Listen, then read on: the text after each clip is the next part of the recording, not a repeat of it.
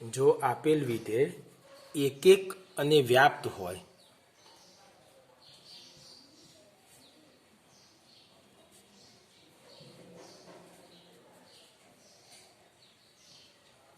તો તે વિધેયનું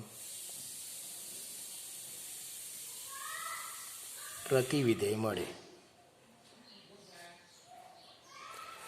એટલે કે વિધેય એકક હોવું જરૂરી છે અને વ્યાપ્ત હોવું પણ જરૂરી છે. બરાબર.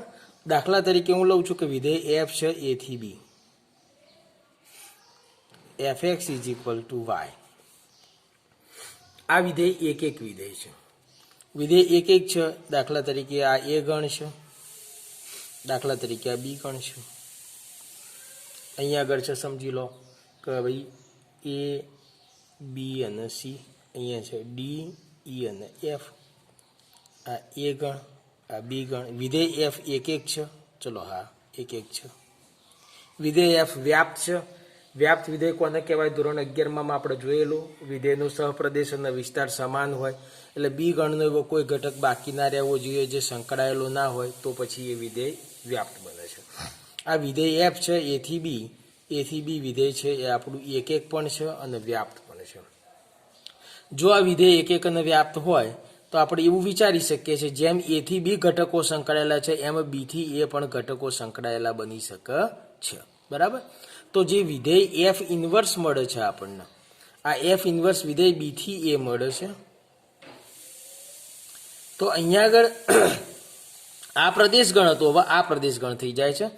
અહીંયા x ઘટક હતો, પ્રદેશ ગણનો હતો, એ વિસ્તારનો ઘટક થઈ જશે. એટલે અહીંયા આગળ થઈ જશે f inverse y is equal to x. આ પ્રતિવિધેય મળ્યું કહેવાય. અહીંયા આગળ આપણે આગળ વાત કરીશું તો કોઈ પણ વિધેય એકક અને વ્યાપ્ત હોય તો એનું પ્રતિવિધેય મળે છે. આપણે આ પ્રકરણમાં ત્રિકોણમિતીય પ્રતિવિધેયોની વાત કરવી છે. તો ત્રિકોણમિતીય પ્રતિવિધેયની વાત કરતા પહેલા ખાસ સમજવું જરૂરી છે. દાખલા તરીકે સૌથી પહેલું સાઇન વિધેયની વાત કરીશ. સાઇન વિધેયની વાત કરીએ તો ધોરણ 11માં આપણે ભણેલા કે સાઇન વિધેય અનેક એક વિધેય છે. સમજી લો સાઇન 0 તો કે 0, સાઇન 2π તો 0, સાઇન 4π તો 0. આવી અનેક કિંમતો 0 સાથે સંકળાયેલી છે. એટલે સાઇન વિધેય જે છે ને એ સાઇન વિધેય r થી -1 નું વિધેય છે અને આ સાઇન વિધેય અનેક એક વિધેય છે.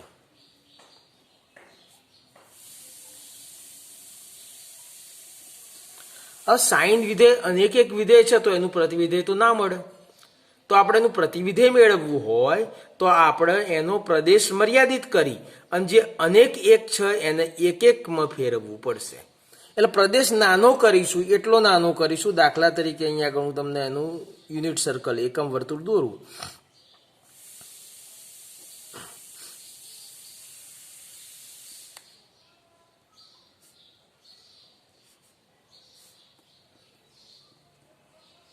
સાઇન છે એ આ એકમ વર્તુળનો વાય આમ દર્શાવે છે, આપણે જાણીએ છીએ. અહીંયા આગળ વાય આમની કિંમત અહીંયા -1 છે. અહીંયાથી -1 થી ઘટતી અનન્ય કિંમત 0 સુધી જશે. આમ જેમ જેમ આગળ જઈશું એમ 0 થી 1 સુધી જશે. પછી અહીંથી જો r નો આગળ ઘટક લેશો તો આ જ કિંમતોનું ફરી પુનરાવર્તન થશે. એટલે જો આ કિંમતોનું ફરી પુનરાવર્તન ન કરવું હોય તો આપણે પ્રદેશ અહીંથી અહીં સુધી મર્યાદિત કરવો પડે. આ જે છે એ એકમ વર્તુળ પરનું બિંદુ છે -π/2. આ એકમ વર્તુળ પરનું બિંદુ છે π/2 અને આ છે 0. તો -π/2 થી π/2 વચ્ચેની કોઈ પણ કિંમત લઈએ તો એ વખતે વાય અનન્ય વખત આવે છે. એટલે એ એકમ વર્તુળ પર એક જ વખત કિંમત મળે છે એમ કહી શકાય છે. માટે એ વખતે એક એક વિધેય થઈ જાય છે. એટલે જો સાઇન વિધેય જે છે એ સાઇન વિધેયને હું -π/2 થી π/2 કરું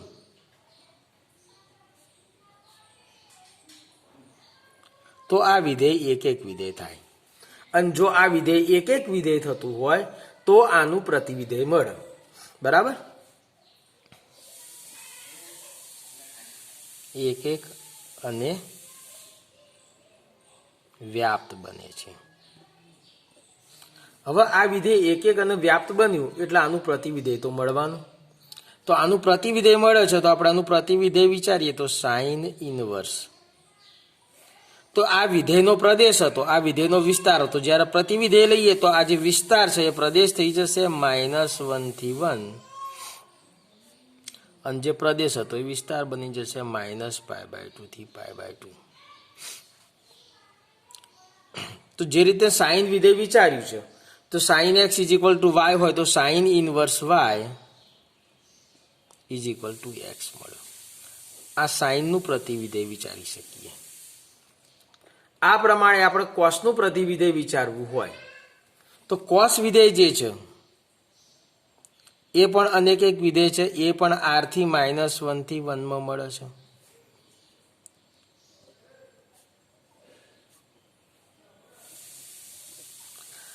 હવે જુઓ, કોસ એટલે એક્સએમ. હવે એક્સએમ કઈ કઈ જગ્યાએ અનન્ય મળવાનો? તો આ પાઈ આગળ -1 છે અને 0 આગળ 1 છે. એટલે 0 થી પાઈ સુધી જો આપણે જઈએ, 0 થી પાઈ, તો આ એક્સ કિંમતો એક જ વખત આવવાની, અનન્ય વખત. પણ પાઈથી આગળ જઈશું તો આ એક્સ કિંમતો બધી રિપીટ થવાની, તો અનેક એક વિધેય થઈ જાય. તો આપણે એક એક વિધેય રાખવું હોય તો અહીંથી શરૂ કરી અને અહીં સુધી, એટલે 0 થી શરૂ કરીને પાઈ સુધી પ્રદેશ બનાવીએ તો આપણું વિધેય એક એક વિધેય બનશે. એટલે જ્યારે કોસ વિધેયને જો હું ફેરવી અને 0 થી પાઈ પ્રદેશ કરું અને એનો વિસ્તાર છે -1 થી 1 કરું તો વિધેય એક એક વિધેય બને છે.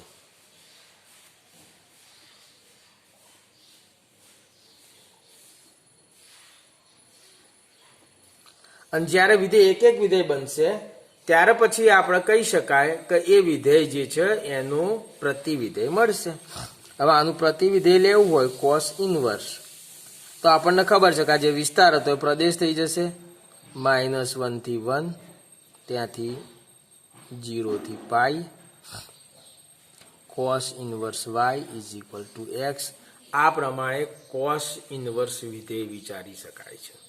એટલે કે દરેક વિધેય માટે તમારે જો વિધેય અનેક એક આવતું હોય તો આપણે એ વિધેયની કિંમતોને એવી રીતે ગોઠવવી પડતી હોય છે જેથી કરીને એ એક એક બને. એક એક બન્યા પછી એના પ્રતિવિધેયનો વિચાર આપણે કરી શકીએ છીએ.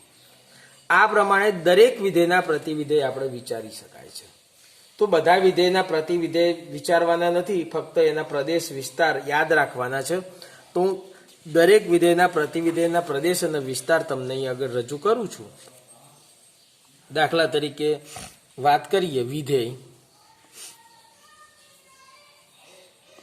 તો પહેલું વિધેય છે y = સાઇન ઇનવર્સ x.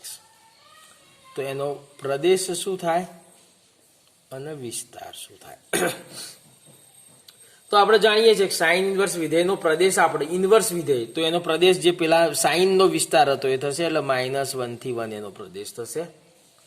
અને સાઇન વિધેય એક એક વિધેય ક્યાં બને એ આપણે વિચારીએ તો આપણે જાણીતું કે ભાઈ -π/2 અને π/2 અને એની વચ્ચેની કોઈ પણ કિંમત આગળ થશે. એટલે સાઇન વિધેય માટે આ થઈ ગયું. એ જ રીતના આપણે કોસ વિધેય માટે વિચારીએ તો y = cos ઇનવર્સ x. તેનો પ્રદેશ તો આ જ થશે -1 થી 1, પણ એનો જે વિસ્તાર છે 0 થી પાઈ થઈ જશે. ત્રીજું વિધેય વિચારીએ છીએ y = tan inverse x. tan ઇનવર્સની અંદર આપણે જાણતા હતા tanનો વિસ્તાર શું તો કે r, અને r ના દરેક ઘટક માટે કિંમત જુદી જુદી મળતી હતી. તો tan ની અંદર r પ્રદેશ લઈશું તો પણ એનું પ્રતિવિધેય મળશે, પણ એની માટે જે જવાબ આવતો હતો એ -π/2 થી π/2 લેવાનો રહેશે. એમાં -π/2 અને +π/2 નો સમાવેશ આપણે કરતા નથી, કારણ કે ત્યાં આગળ tan વ્યાખ્યાયિત થતો નથી.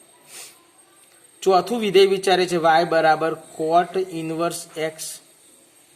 cot ઇનવર્સ x લઈએ તેનો પ્રદેશ r થશે અને એનો વિસ્તાર થશે 0 થી પાઈ.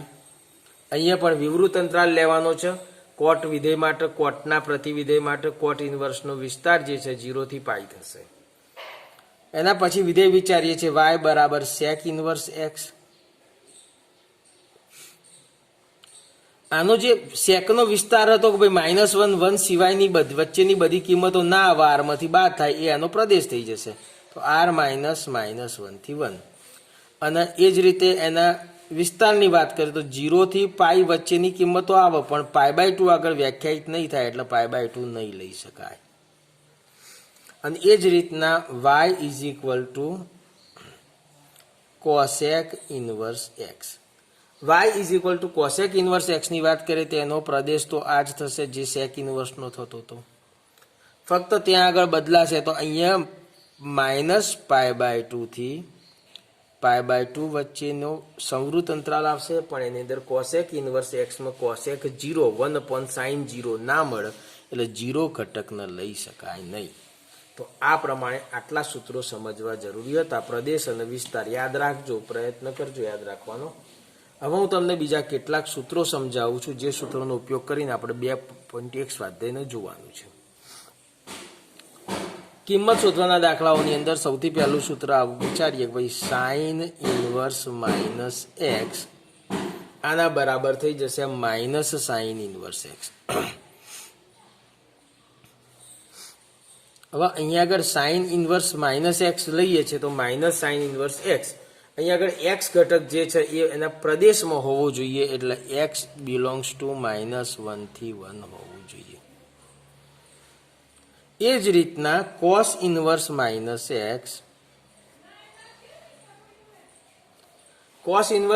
-x ની વાત કરીએ તો એનું થશે π - cos ઇન્વર્સ x.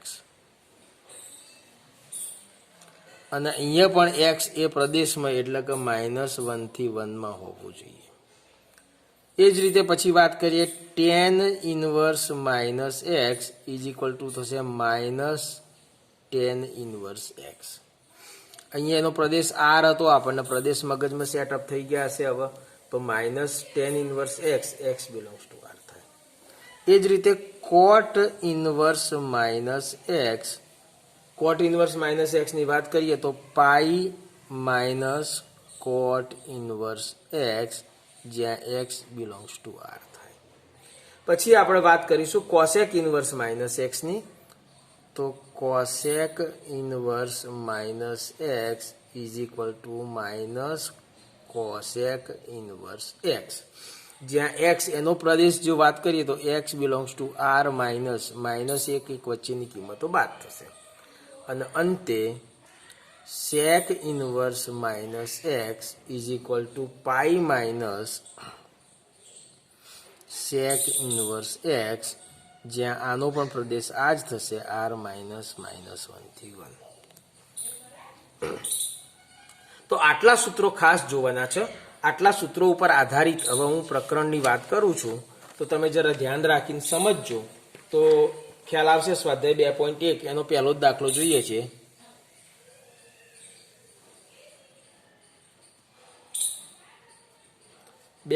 નો પહેલો દાખલો sin ઇન્વર્સ કિંમત શોધો.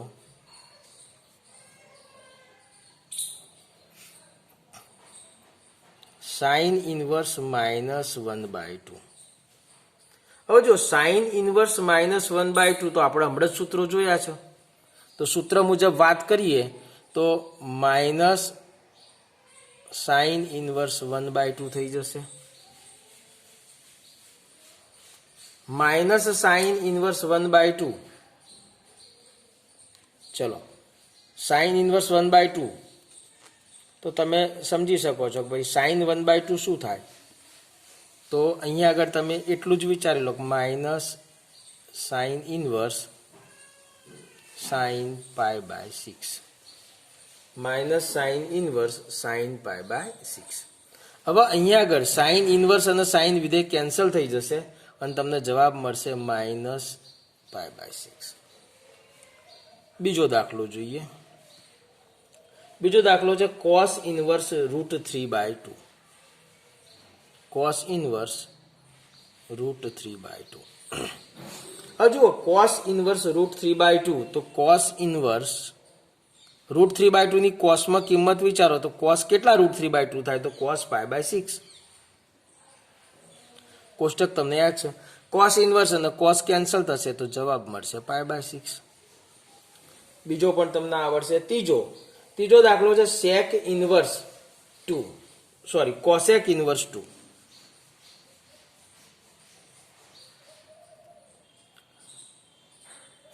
તો કોસેક ઇનવર્સ તો 2 માટે તમે વિચારો તો 2 માટે કહીએ તો કોસેક 2 થશે કારણ કે સાઇન π/6 એટલે 1/2 થાય એટલે કોસેક 2 હોય તો કોસેક π/6 થશે. કોસેક અને કોસેક ઇનવર્સ કેન્સલ થશે એટલે π/6 આપણો જવાબ થશે. ચોથો પ્રશ્ન વિચારીએ છીએ આપણે tan ઇનવર્સ -√3. જો આ રીતના અંદર જ્યારે માઇનસ કિંમત આવે ને ત્યારે આપણે પેલા કોષ્ટકને જોવાના. તો કોષ્ટકની અંદર આપણે જોયું હતું tan ઇનવર્સ -x બરાબર -tan ઇનવર્સ x એટલે આ થઈ જશે -tan ઇનવર્સ √3. √3 કિંમત શેના માટે થાય છે તો કે π/3 માટે 1/√3 π/6 માટે અને √3 π/3 માટે. તો -tan ઇનવર્સ √3 એટલે tan π/3. હવે tan ઇનવર્સ ને tan કેન્સલ થઈ જશે એટલે -π/3. આ તો આપણો ચોથો દાખલો. હવે પાંચમો દાખલો જોઈએ, સમજીએ. પ્રશ્ન નંબર 5. પાંચમા દાખલામાં છે cos inverse -1/2. cos inverse -1/2 cos inverse -x બરાબર pi minus cos inverse x એટલે અહીંયા આગળ પાઈ માઇનસ cos ઇનવર્સ 1/2. હવે કોસમાં 1/2 શેના માટે મળે છે તો π/3 માટે મળે છે. આપણે જાણીએ છીએ કે ભાઈ π/3 હોય તો એના માટે આપણને 1/2 મળશે. તો અહીંયા આગળ pi minus cos inverse into cos π/3. તો પાઈ માઇનસ કોસ ઇનવર્સ ને કોસ કેન્સલ થશે તો -π/3. 3 લસા લઈ લો તો 3 પાઈ માઇનસ પાઈ તો મળશે 2π/3. આ તો આપણો પાંચમો દાખલો. છઠ્ઠા પ્રશ્નની વાત કરું tan ઇનવર્સ -1. અહીંયા પણ x છે -1 છે એટલે સૂત્ર વાપરવાનું. તો tan inverse -x is equal to -tan inverse x એટલે અહીં થઈ જશે -tan ઇનવર્સ 1 tan ઇનવર્સ 1 એટલે tan કેટલા તો કે tan π/4. tan ઇનવર્સ ને tan કેન્સલ કરીએ તો -π/4 જવાબ થશે. બોલો સમજણ પડશે. એ જ પ્રમાણે આપણે આગળ વાત કરીશું તો sec ઇનવર્સ 2/√3. સાતમો દાખલો sec ઇનવર્સ 2/√3. હવે અહીંયા આગળ વાત કરું sec ઇનવર્સ 2/√3. અહીંયા તો ધન કિંમત છે એટલે બીજું કશું વિચારવાનું નથી. sec કોનો વ્યસ્ત તો કે cos. તો cosની અંદર 2/√3 શેના માટે આવે આપણા મગજમાં વિચારીએ તો 2/√3 cosમાં π/6 માટે આવે. બરાબર છે. તો cos π/6 એટલે √3/2 અને એનું ઉલટું કરીએ એટલે sec થઈ જશે. એટલે અહીંયા આગળ વાત કરીએ તો sec inverse 2/√3 is equal to sec inverse into sec π/6. sec inverse અને sec કેન્સલ થશે તો મળશે શું આપણને જવાબ π/6 જવાબ મળશે. ચલો આગળના દાખલાની વાત કરીએ. આઠમો દાખલો. આઠમા દાખલાની રકમ છે cot ઇનવર્સ √3. cot ઇનવર્સ √3 એટલે આપણે જાણીએ છીએ કે cot inverse into cot π/6. cot inverse અને cot કેન્સલ થશે તો જવાબ મળશે π/6. તો સમજણ પડી હશે. હવે આગળ 9 થી આગળ દાખલાઓ વાત કરીએ. દાખલા નંબર 9. નવમો પ્રશ્ન છે એ છે cos ઇનવર્સ -1/√2. cos inverse -1/√2. તો અહીંયા આગળ cos ઇનવર્સ -x એટલે આપણે સીધું તો સૂત્ર જ લખી દઈશું pi minus cos inverse x એટલે 1/√2. હવે પાઈ માઇનસ cos ઇનવર્સ 1/√2 છે તો cos inverse into cos pi by 4. તો પાઈ માઇનસ પાઈ બાય 4, તો 4 પાઈ માઇનસ પાઈ એટલે 3 પાઈ બાય 4 થશે. 10મો પ્રશ્ન લઈએ. Cosec inverse minus route 2. તો માઇનસ કોસેક ઇનવર્સ રૂટ 2 થશે, અને કોસેક રૂટ 2 એટલે પાઈ બાય 4, બરાબર છે. એટલે આપણે અહીંયા આગળ વાત કરી દઈશું minus cosec inverse into root 2ની કિંમત કોસેકના સ્વરૂપમાં, તો કોસેક પાઈ બાય 4, કોસેક અને કેન્સલ થશે એટલે માઇનસ પાઈ બાય 4 જવાબ થશે. ખ્યાલ આવ્યો હશે. હવે આગળના પ્રશ્નની વાત કરીએ તો 11મો પ્રશ્ન. 11મા પ્રશ્નની અંદર આપણને કિંમત શોધો છે. દાખલો થોડો લાંબો છે, આપણે આગળના બીજા પેજ પર કરીશું. 11મો પ્રશ્ન, કિંમત શોધો. એની અંદર છે tan ઇનવર્સ 1 વત્તા cos ઇનવર્સ માઇનસ 1/2 વત્તા sin ઇનવર્સ માઇનસ 1/2. હવે અહીંયા આગળ જુઓ તમે, tan ઇનવર્સ 1, તો tan inverse into tan pi by 4. ચલો, એટલે આ એક કામ થઈ ગયું. cos ઇનવર્સ માઇનસ 1/2, તો cos ઇનવર્સની વાત આવી તો આપણે જાણીએ છીએ શું, તો કે ભાઈ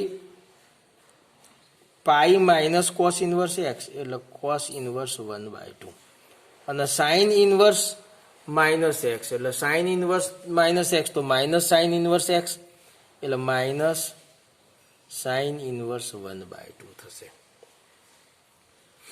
હવે અહીંયા આગળ તમે જુઓ, tan ઇનવર્સ અને tan કેન્સલ એટલે અહીંયા આગળ પાઈ બાય 4 કિંમત મળવાની, plus pi minus cos inverse into cos. હવે કોસ આપણે યાદ કરીએ તો કોસની કઈ કિંમત માટે, તો કે pi by 3, cos pi by 3 એટલે 1/2 થાય,